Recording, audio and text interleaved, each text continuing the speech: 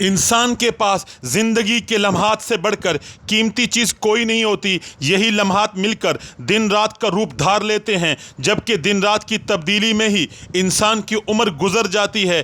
نبی علیہ الصلاۃ والسلام نے ارشاد فرمایا، 5 کو 5 سے پہلے غنیمت سمجھو، زندگی کو موت سے پہلے، صحت کو بیماری سے پہلے، فراغت کو مشغولیت سے پہلے، جوانی کو بڑھاپے سے پہلے اور مالداری کو غربت سے پہلے۔ 2 نعمتیں ایسی ہیں جن کے متعلق اکثر لوگ دھوکے کا شکار ہیں، ایک صحت اور دوسری فراغت۔ علامہ سیوطی رحمۃ اللہ علیہ نے نبی اکرم صلی اللہ علیہ وسلم کی حدیث نقل کی ہے، ہر روز صبح کو جب آفتاب طلوع ہوتا ہے تو اس وقت دن یہ اعلان کرتا ہے، آج اگر کوئی بھلائی کر سکتا ہے کل، میں آج کے بعد پھر واپس نہیں لوٹوں گا۔ حضرت ابو بکر صدیق رضی اللہ تعالیٰ یہ دعا کیا کرتے تھے، اے اللہ ہمیں شدت میں اکیلے نہ چھوڑ دیجئے، غفلت میں نہ پکڑ لیجئے، غافلوں میں سے نہ بنائیے۔ حضرت عمر بن خطاب رضی اللہ عنہ کی دعاؤں میں سے ایک دعا یہ تھی، اے اللہ ہم آپ سے لمحات کی زندگی کی بہتری، اوقات عمر میں برکت کا سوال کرتے ہیں۔ حضرت علی رضی اللہ عنہ کا ارشاد ہے، یہ ایام تمہاری عمروں کے صحیفے ہیں، اچھے اعمال سے ان کو دوام بخشو۔ حضرت عبداللہ بن مسعود رضی اللہ عنہ فرمایا کرتے تھے، میں اس دن سے زیادہ کسی چیز پر نادم نہیں ہوتا جو میری عمر میں سے کم ہو جائے، اس میں میرے عمل کا اضافہ نہ ہو سکے۔ حضرت حسن بصری رحمۃ اللہ علیہ فرمایا کرتے تھے، اے ابن آدم تو ایام کا مجموعہ ہے، جب ایک دن گزر گیا تو تیری زندگی کا ایک حصہ گزر گیا۔ حضرت عمر بن عبدالعزیز رحمۃ اللہ سے کسی نے کہا، یہ کام کل تک مؤخر کر دیں، تو فرمایا، میں ایک دن کا کام مشکل سے ایک دن میں کرتا ہوں، اگر آج کا کام کل پر چھوڑ دوں گا تو 2 دن کا کام ایک دن میں کیسے کروں گا۔ حضرت امام شافعی رحمۃ اللہ علیہ فرماتے ہیں، وقت تلوار کی مانند ہے، اسے کاٹ دو ورنہ یہ تمہیں کاٹ دے گی۔ مختصر یہ ہے کہ وقت کی قدر شناسی نیک بختی کی نشانی ہے۔ وقت کی قدر کریں اور زندگی کی اہمیت کو استحضار اللہ رب العزت کا خصوصی انعام ہے، وہ جسے پسند کرتا ہے اسے عطا کر دیتے ہیں۔ سلف صالحین اپنے اوقات کو ضائع نہیں ہونے دیتے تھے، گویا انہیں ہیرے اور موتی کی طرح قیمتی سمجھ کر خرچ کرتے تھے۔ علامہ ابن جوزی رحمۃ اللہ علیہ کہتے ہیں، انسان کو چاہیے ایک نظام الاوقات بنائے، اس میں کاموں کی ترتیب اس اصول کے مطابق رکھے، جو سب سے اہم ہے اس کو سب سے پہلے سمجھے۔ مشہور تابعی عامر بن عبد قیس رحمۃ اللہ علیہ سے کسی نے بات کرنا چاہی تو انہوں نے فرمایا، سورج کی گردش روک لو تو تم سے بات کرنے کے لیے وقت نکال لوں گا۔ حضرت معروف کرخی رحمۃ اللہ علیہ کے شاگردوں نے ایک مرتبہ اٹھنے میں دیر کر دی تو فرمایا، نظام الشمسی چلانے والا فرشتہ تھکا نہیں، آپ لوگوں کے اٹھنے کا ارادہ کب ہے؟ حضرت داؤد طائی رحمۃ اللہ علیہ روٹی کی بجائے ستو استعمال کرتے تھے، چونکہ اس کو چبانے میں وقت کم لگتا تھا اور جو وقت بچتا تھا اتنی دیر میں 50 آیات تلاوت کر لیتے تھے۔ امام راضی رحمۃ اللہ علیہ کا قول ہے، اللہ کی قسم کھانا کھاتے وقت علمی مشغلہ ترک کرنے کی وجہ سے مجھے بہت افسوس ہوتا ہے، کیونکہ وقت اور زمانہ بہت بڑا قیمتی سرمایہ ہے۔ امام تیمیہ رحمۃ اللہ علیہ کے دادا مجدد دین کے متعلق لکھا ہے، وہ کسی کام میں مشغول ہوتے تو شاگردوں سے کہتے، تم کتاب بلند آواز سے پڑھو تاکہ میں سن سکوں، وقت ضائع نہ ہو۔ حافظ ابن حجر رحمۃ اللہ علیہ نے مشہور شافعی عالم شمس الدین کے متعلق لکھا ہے، وہ کھانا اس در سے کم کھاتے تھے کہ زیادہ کھانے سے تقاضے کی ضرورت پڑے گی، بیت الخلاء میں جا کر وقت گزارنا ہوگا۔ حافظ ابن عسکر رحمۃ اللہ علیہ نے 5ویں صدی کے مشہور عالم سلیم رازی کے متعلق لکھا ہے، جب لکھتے ان کا قلم گھس جاتا تھا تو قلم کو قطع لگاتے وقت ذکر شروع کر دیتے تھے تاکہ یہ وقت صرف قطع لگاتے وقت ضائع نہ ہو جائے۔ علم النحو کے مشہور امام خلیل احمد بن رحمت اللہ علیہ فرماتے ہیں، وہ ساعتیں مجھ پر بہت بڑی بھاری گزرتی ہیں جن میں کھانا کھاتا ہوں۔ علامہ ذہبی رحمت اللہ علیہ نے خطیب بغدادی کے متعلق لکھا ہے، وہ راہ چلتے وقت بھی مطالعہ کرتے تھے تاکہ آنے جانے میں وقت ضائع نہ ہو۔ شیخ الہند حضرت مولانا محمود حسن رحمۃ اللہ علیہ نے درس بخاری کے دوران جب طالب علم عبارت پڑھتا تھا تو وہ آہستہ ذکر میں مصروف ہو جاتے تھے تاکہ وقت مزید قیمتی بن جائے۔ مفتی اعظم پاکستان حضرت مفتی محمد شفیع رحمۃ اللہ علیہ نے اپنے شاگردوں کو نصیحت کرتے ہوئے فرمایا، جب میں قضاء حاجت کے لیے بیت الخلا جاتا ہوں تو وہاں بھی خالی وقت گزارنا مشکل ہوتا ہے، چنانچہ جتنی دیر بیٹھتا ہوں اتنے میں اور کوئی کام تو ہو نہیں سکتا، اگر لوٹا میلا کچیلا ہوتا ہے تو اسے میں دھو لیتا ہوں۔ حکیم الامت حضرت تھانوی رحمۃ اللہ علیہ کے متعلق لکھا ہے، وقت کی ایک ایک لمحے کو صحیح اور برمل استعمال کرنے کی اس قدر اہتمام تھا کہ ہر وقت ان کی نظر گھڑی پر رہتی تھی۔ سلف صالحین کی حالات زندگی کا مطالعہ کیا جائے تو معلوم ہوتا ہے شب و روز میں سینکڑوں نوافل ادا کرنا ان کا معمول تھا۔ سر گاہی کی بھی پابندی ہوتی تھی۔ مختصر مدت میں قرآن مجید پڑھنا ان کا شوق ہوتا تھا۔ اقربا کے حقوق کی ادائیگی کا اہتمام ہوتا تھا۔ طلباء کو درس دینے کا مستقل نظام الاوقات ہوتا تھا۔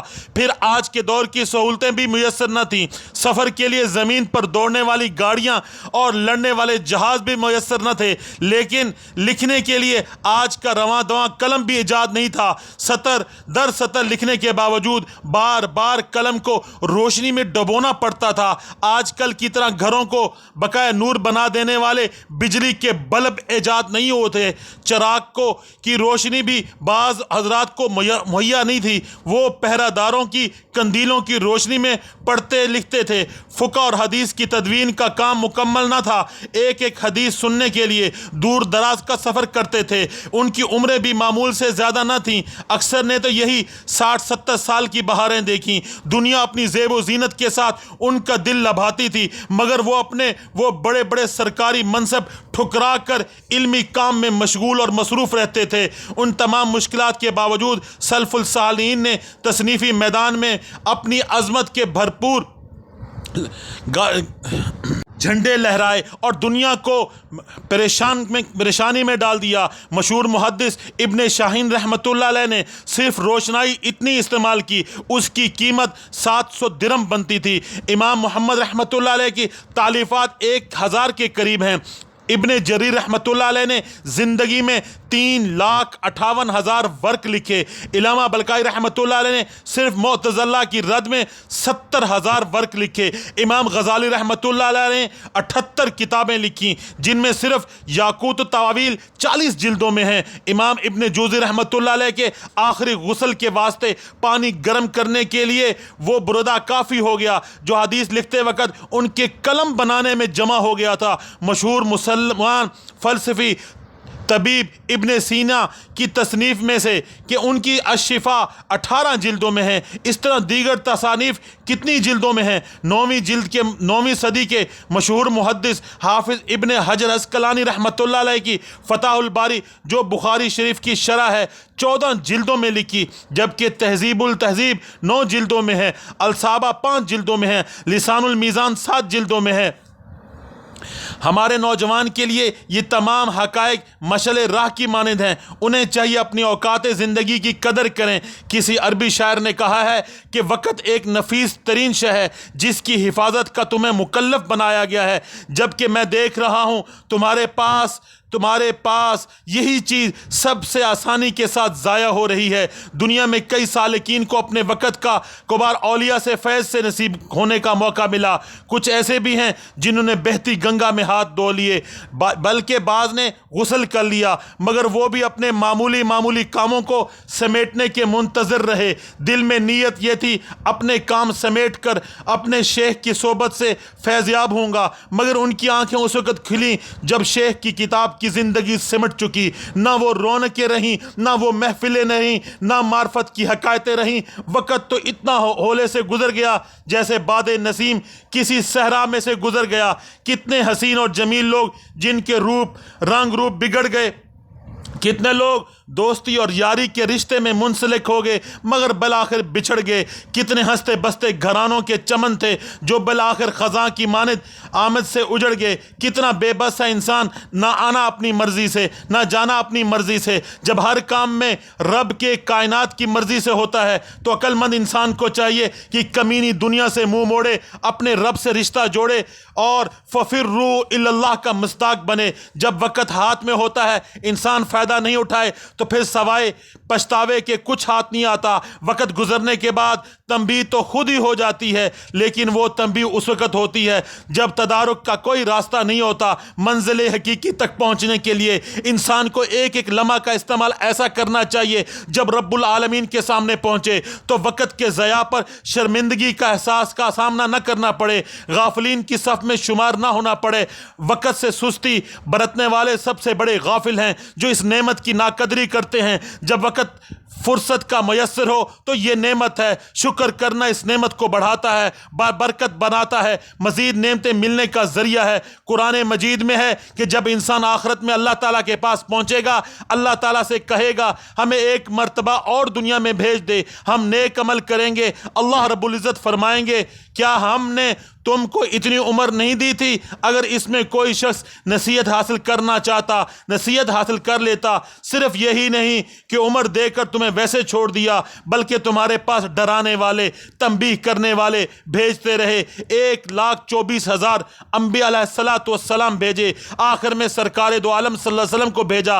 हजूर सल्लल्लाहु अलैहि वसल्लम के खुलफा और वारिसीन तुम्हें मुसलसल झंझोड़ते रहे और तुम्हें गफलत से बेदार करते रहे, आकर यही कहते रहे खुदा के लिए इस वक़्त में काम कर लो। हज़रत मुफ्ती शफ़ी रहमतुल्लाह अलैह ने एक वाक़या बयान करते हुए कहा, किसी शख्स की मलकुल मौत से मुलाकात हुई। उस शख्स ने मलकुल मौत से शिकायत की, आपका मामला भी अजीब है। दुनिया में किसी को पकड़ा जाता है तो दुनिया की अदालतों का कानून है, पहले उसके पास नोटिस भेजते हैं, तुम्हारे खिलाफ ये मुकदमा कायम हो गया, तुम उसके जवाबदेही के लिए तैयार हो। लेकिन आपका मामला बड़ा अजीब है, जब चाहते हो बगैर नोटिस के आ धमकते हो, बैठे बिठाए पहुँच जाते हो, रूह कब्ज़ कर लेते हो, ये क्या मामला है? मलकुल मौत ने जवाब दिया, मियाँ मैं तो इतने नोटिस भेजता हूँ, दुनिया में कोई इतने नोटिस नहीं भेजता, लेकिन मैं क्या करूँ, तुम मेरे नोटिस का नोटिस ही नहीं लेते, इसकी परवाह नहीं करते। अरे जब तुम्हें बुखार आता है वो मेरा नोटिस है, जब तुम्हें कोई बीमारी आती है वो मेरा नोटिस होता है, जब तुम्हारे बाल सफ़ेद होते हैं वो नोटिस होता है, तुम्हारे पोते पैदा होते हैं वो मेरा नोटिस होता है। मैं तुम्हें इतने नोटिस भेजता हूँ, अदद और हिसाब नहीं है, मगर तुम खुद ही कान नहीं धरते। हसरत के इस वक़्त से पहले अपने आप को संभाल लेना अक्लमंदी की निशानी है। अल्लाह जाने कल को क्या हालत पेश आएगी। रवायत में आता है एक मरतबा हज़रत अब्दुल्ला बिन उमर रज़ी अल्लाह अन्हु सफ़र पर तशरीफ़ ले जा रहे थे, रास्ते में एक कब्र देखी, वहाँ पर से सवारी से उतर को 2 रकात नफल पढ़ा, फिर सवारी पर सवार होकर आगे बढ़े। साथ में जो हजरात थे उन्होंने समझा शायद किसी ख़ास आदमी की कब्र है, इसलिए यहाँ उतर कर 2 रकात पढ़ ली। चुनाचा उन्होंने पूछा, हज़रत ये क्या बात है, आप यहाँ क्यों उतरे? उन्होंने जवाब दिया, बात असल में यह है, जब मैं यहाँ से गुज़रा तो मुझे ये ख्याल आया जो लोग इस दुनिया से चले गए, कब्र में पहुंच गए, उनका अमल मुनक़ते हो चुका। जैसा कि हदीस शरीफ में आता है, ये लोग कब्रों के अंदर इस बात का हसरत करते रहेंगे, काश हमें इतना मौका मिल जाए, हम 2 रकत पढ़ लें, हमारी नेकियों में, हमारे अमाल में 2 रकत नफल का इजाफा हो जाए। लेकिन इस हसरत के बावजूद इनके पास नफल पढ़ने का मौका नहीं होता। तो मुझे ख्याल आया अल्लाह ने मुझे मौका दे रखा है, इसलिए चलो मैं जल्दी से 2 रकत नमाज नफल पढ़ लूँ। इसलिए मैंने उतर कर 2 रकत नमाज नफल पढ़ ली। बहरहाल अल्लाह ताला को जिनको वक़्त की फ़िक्र अता फरमा देते हैं वो अपने एक एक लम्हे को इस तरह इस्तेमाल करते हैं। ये वक़्त के लम्हात बड़े कीमती हैं, इसलिए कहा गया कि मौत की तमन्ना ना करो, इसलिए तुम्हें क्या मालूम मौत के बाद क्या होने वाला है। अरे जो फुर्सत और मोहलत अल्लाह ताला ने अता फरमाई है सब कुछ इसी में होता है, आगे जाकर कुछ नहीं होगा। इसलिए इस दुनिया में जो लम्हात अल्लाह ताला ने अता फरमाए हैं इसको गनीमत समझो, काम में लाओ। मसलन एक लम्हे में एक मर्तबा कितनी आसानी से सुभान अल्लाह कह सकते हो। हदीस शरीफ में आता है एक मर्तबा सुभान अल्लाह पढ़ने से और एक मर्तबा अल्हम्दुलिल्लाह कह दिया तो अब मीज़ान अमल का पूरा पल्ला भर गया। देखें ये लम्हात कितने कीमती हैं जिनके इस्तेमाल करके अल्लाह ताला की खुशनुदी हासिल की जा सकती है। हाफिज़ इब्न हजर रहमतुल्लाह अलैह बहुत बड़े दर्जे के मुहद्दिसीन में से हैं। बुखारी शरीफ की शरह में लिखते हैं कि इल्म के पहाड़ हैं, इल्म के जिस मकाम पर अल्लाह ताला ने उनको पहुँचाया था आज इंसान उस मकाम का तसव्वुर भी नहीं कर सकता।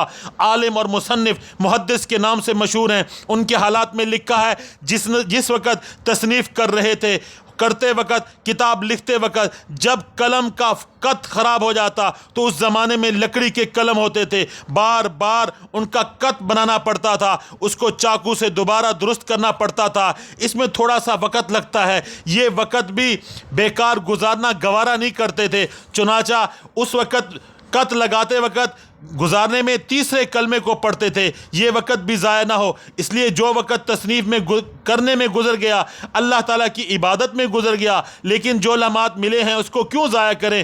حضور صلی اللہ علیہ وسلم کا ارشاد ہے کہ وقت کی قدر پہچانو. آج ہمارے ماحول میں سب سے زیادہ بے قدر اور بے وقت چیز وقت ہے. اس کو جس طرح چاہو گنوا دو, گپ شپ میں گزار دو, یا فضولیات میں گزار دو, یا بلا وجہ ایسے کام کے اندر گزار دو جس میں نہ دنیا کا نفع نہ دین کا نفع. حضرت مفتی شفیع رحمۃ اللہ علیہ فرمایا کرتے تھے, میں اپنے وقت کو تول تول کے خرچ کرتا ہوں تاکہ کوئی لمحہ بیکار نہ گزرے, یا دین کے کام میں گزرے یا دنیا کے کام میں گزرے. دنیا کے کام میں بھی اگر نیت صحیح ہو تو وہ بالآخر دین ہی کا کام بن جاتا ہے. مفتی صاحب فرماتے ہیں, میں پہلے سے ہی سوچ لیتا ہوں فلاں وقت مجھے 5 منٹ ملیں گے, اس 5 منٹ میں کیا کام کرنا چاہیے. یا کھانا کھانے کے فوراً بعد پڑھنا لکھنا مناسب نہیں, بلکہ 10 منٹ کا وقفہ ہونا چاہیے. میں پہلے سے سوچ کر رکھتا ہوں کھانے کے بعد یہ 10 منٹ فلاں کام میں صرف کرنے ہیں, چنانچہ اس وقت وہ کام کر لیتا ہوں. مفتی صاحب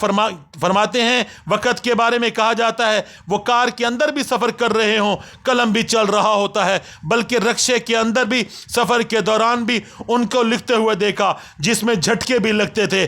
اللہ تعالیٰ سب کو وقت کا بہترین استعمال سکھا دے. جس کام کو فرصت کے انتظار میں رکھا ہے وہ ٹل گیا, یعنی جس کام کو اس انتظار میں رکھا جب فرصت ملے گی تب کریں گے, وہ ٹل گیا, وہ کام پھر نہیں ہوگا. کام کرنے کا طریقہ یہ ہے کہ 2 کاموں کے درمیان میں تیسرے کام کو زبردستی اس کام کے اندر داخل کرو تاکہ وہ کام ہو جائے, کیونکہ کام ٹال دینے کی صورت میں حوادث روزگار ایسے ہیں پھر وہ کام کرنے کا موقع دیتے ہی نہیں. جو کام اہمیت رکھتا ہے انسان اس کو گزارنے کی ہر ممکن کوشش کرتا ہے.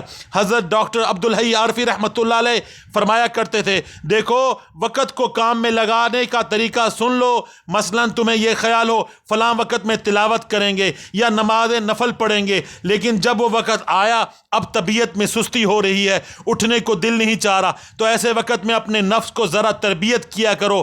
اس نفس سے کہو اچھا اس وقت تو تمہیں سستی ہو رہی ہے, بستر سے اٹھنے کو دل نہیں چاہ رہا, لیکن یہ بتاؤ اگر اس وقت صدر مملکت کی طرف سے یہ پیغام ہے ہم تمہیں بہت بڑا انعام یا بہت بڑا منصب یا بہت بڑا عہدہ یا بہت بڑی ملازمت دینا چاہتے ہیں, اس لیے تم اس وقت فوراً ہمارے پاس آ جاؤ, بتاؤ کیا اس وقت تم بھی سستی کرتے رہو گے؟ کیا تم یہ جواب دے دو گے میں اس وقت نہیں آ سکتا, اس وقت تو مجھے نیند آ رہی ہے. کوئی بھی انسان بھی جس میں ذرا بھی عقل اور ہوش ہو, بادشاہ کا یہ پیغام سن کر اس کی ساری سستی کاہلی اور نیند دور ہو جاتی ہے. خوشی کے مارے فوراً اس انعام کو لینے کے لیے بھاگ کھڑا ہوتا ہے, مجھے اتنا بڑا انعام ملنے والا ہے. لہٰذا اگر وقت یہ نفس اس انعام کو حصول کے لیے بھاگ پڑے تو اس سے معلوم ہوا حقیقت میں اٹھنے سے کوئی عذر کام نہیں آ سکتا.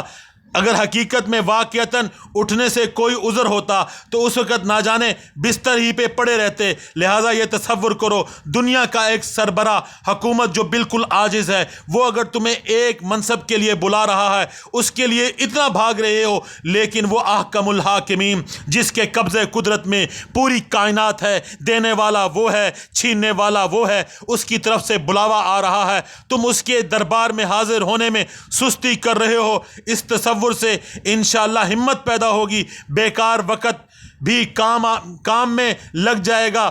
عمر کا ایک ایک لمحہ بہت بڑا قیمتی لمحہ ہے. جو ٹائم اس وقت ملا ہے اس کو ٹالو نہیں. یہ جو سوچتے ہیں اچھا کام کل سے کریں گے, وہ کل پھر آتی نہیں. جو کام کرنا ہے وہ ابھی آج ہی شروع کرو, بلا تاخیر شروع کرو. کیا پتہ کل آئے یا نہ آئے, کیا پتہ کل کو طبیعت میں یہ داعیہ موجود رہے یا نہ رہے, کیا پتہ کہ کل کو زندگی رہے نہ رہے. قرآن شریف میں ہے اپنے پروردگار کی مغفرت کی طرف دوڑ لگاؤ, اس جنت کی طرف دوڑو جس کی چوڑائی سارے آسمان اور زمین کے برابر ہے. جلد بازی ویسے تو کوئی اچھی چیز نہیں، لیکن نیکی کا کام میں جلدی کرنا، جس نیکی کا خیال دل میں پیدا ہو اس نیکی کو کر گزرنا، یہ اچھی بات ہے۔ ایک بزرگ حمام میں غسل فرما رہے تھے، باہر خادم کھڑا تھا، اندر سے آہستہ سے کہا میرا فلاں کپڑا خیرات کر دو۔ غسل کے بعد جب باہر آئے تو خادم نے عرض کیا حضرت آپ باہر آنے کے بعد یہ بھی کام کر سکتے تھے، مگر آپ نے اتنی جلدی کی۔ فرمایا کیا پتہ باہر آنے سے پہلے زندگی کی مہلت ہی ختم ہو جاتی۔ یہ بھی خطرہ تھا کہ دل میں اس نیک راہ کو شیطان ختم ہی نہ کر دے۔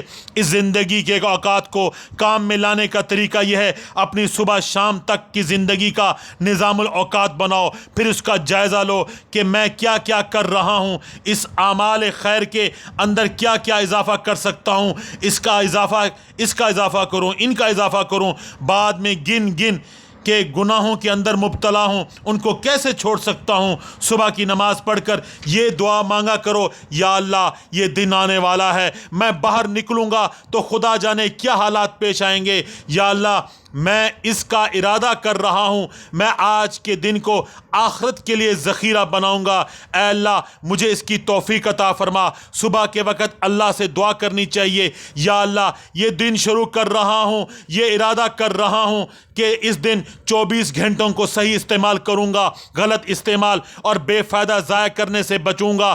میں ارادہ کر رہا ہوں، لیکن یا اللہ میں کیا، میرا ارادہ کیا، میرا عزم کیا، میری ہمت کیا، میرا حوصلہ ہے کیا حقیقت ہے۔ عزم دینے والے بھی یا اللہ آپ ہیں، ہمت دینے والا یا اللہ آپ ہیں، حوصلہ دینے والا بھی آپ ہیں، اور اپنے فضل سے مجھے ایسے راستے پہ لگا، ایسے حالات پیدا فرما میں اس دن کے 24 گھنٹوں کو آپ کی مرضی کے مطابق صرف کروں۔ بس صبح اٹھ کر روزانہ یہ دعا مانگا کرو، انشاءاللہ اس کی برکت سے اللہ تعالیٰ اس دن کے اوقات کو ضائع ہونے سے بچا دیں گے۔ حضرت عبداللہ بن مبارک رحمۃ اللہ علیہ فرماتے ہیں میں نے ان لوگوں کو پایا ہے، ان لوگوں کی صحبت اٹھائی ہے جن کا اپنے عمر کے لمحات اور اوقات پر بخل سونا چاندی کے درہم اور دینار سے کہیں زیادہ تھی۔ یعنی جس طرح عام آدمی کی طبیعت سونا چاندی کی طرف مائل ہوتی ہے وہ اس کی حفاظت کرتے ہیں، اسی طرح وہ لوگ بھی ہیں جو سونا چاندی سے کہیں زیادہ اپنی عمر کے لمحات کی حفاظت کیا کرتے ہیں۔ اس لیے زندگی کا ایک ایک لمحہ سونا چاندی کے اشرفیوں سے کہیں زیادہ قیمتی ہیں۔ کہیں ایسا نہ ہو کہ عمر کا کوئی لمحہ کسی بیکار کام میں، کسی ناجائز کام میں، کسی غلط کام میں صرف ہو جائے۔ عمر کے لمحات کو اللہ کی نعمت سمجھ کر احتیاط سے خرچ کرنا۔ حضرت مفتی شفیع رحمۃ اللہ علیہ ایک نظم پڑھنے کے قابل ہے جو اصل میں حضرت علی رضی اللہ عنہ کے کلام سے ماخوذ ہے۔ اس نظم کا عنوان مقبرے کی آواز، جیسا کہ ایک شاعر تخیل ہوتا ہے کہ وہ ایک قبر کے پاس سے گزر رہا ہے تو قبر والا گزرنے والے کو آواز دے رہا ہے اور یہ کہہ رہا ہے، اس کی زبان حال سے اپنی داستان سنائی کہ ہم اس دنیا کے ایک فرد تھے، تمہاری طرح کھاتے تھے پیتے تھے، لیکن ساری زندگی ہم نے جو کچھ کمایا اس میں سے ایک ذرہ بھی ہمارے ساتھ نہ آیا۔ اللہ تعالیٰ کے فضل و کرم سے جو کچھ نیک اعمال کی توفیق ہوگی وہ تو ساتھ آ گیا، لیکن باقی کوئی چیز ساتھ نہ آئی۔ اس لیے وہ گزرنے والے کو نصیحت کر رہا ہے کہ آج ہمارا یہ حال ہے، ہم فاتحہ کو ترستے ہیں، کوئی اللہ کا بندہ آ کر ہم پر فاتحہ پڑھ لے، اس کا اصالِ ثواب کر دے۔ اے گزرنے والے، تجھے ابھی تک زندگی کے یہ لمحات میسر ہیں جنہیں ہم ترس رہے ہیں۔ حضور صلی اللہ علیہ وسلم نے ارشاد فرمایا جب مردے کو قبرستان لے جایا جاتا ہے تو 3 چیزیں اس کے ساتھ ہوتی ہیں، ایک اس کے عزیز و اقارب اور رشتہ دار جو اس کو چھوڑنے کے لیے قبر تک جاتے ہیں، دوسرا اس کا حال مثلا چارپائی کفن وغیرہ، تیسرا اس کا عمل، پھر 2 پہلی چیزیں اقربا اور مال قبر تک اس کو اتار کر واپس آ جاتے ہیں، لیکن